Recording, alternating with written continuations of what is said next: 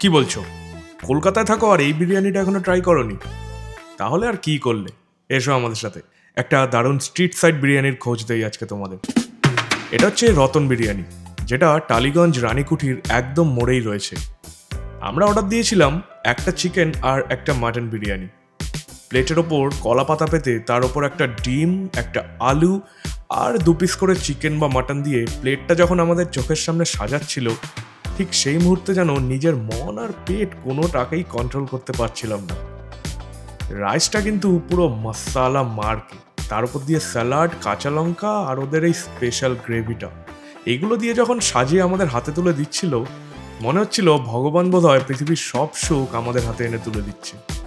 মানে সে এক আলাদাই অনুভূতি, একমাত্র বিরিয়ানি লাভাররাই জানে এই খুশির গভীরতা। যাই হোক, সবকিছু ভুলে ডুব লাগালাম অমৃতের সাগরে। রাস্তার ধারে দাঁড়িয়ে প্লেট হাতে নিয়ে বিরিয়ানি খাওয়ার মজাই আলাদা। আগে যদিও অন্য জায়গায় এভাবে খেয়েছি, বাট টালিগঞ্জে রতনদার এখানে এভাবে বিরিয়ানি খাওয়ার একটা আলাদাই অনুভূতি কাজ করছিল। হতে পারে এই বিরিয়ানির অনবদ্য টেস্ট কিংবা সিনেমা পাড়া নামে পরিচিত টালিগঞ্জের সাথে কিছু পুরনো স্মৃতি জড়িয়ে থাকার কারণে।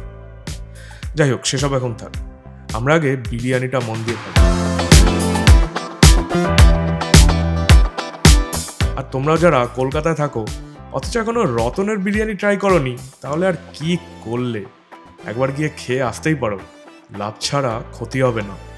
আজকে তবে আসি, আবার তোমাদের সাথে দেখা হচ্ছে পরের কোনো একটা ভিডিওতে আরও নতুন নতুন কিছু গল্প নিয়ে। ও হ্যাঁ, আমাদের চ্যানেলটাকে সাবস্ক্রাইব করতে ভুলে যেও না যেন।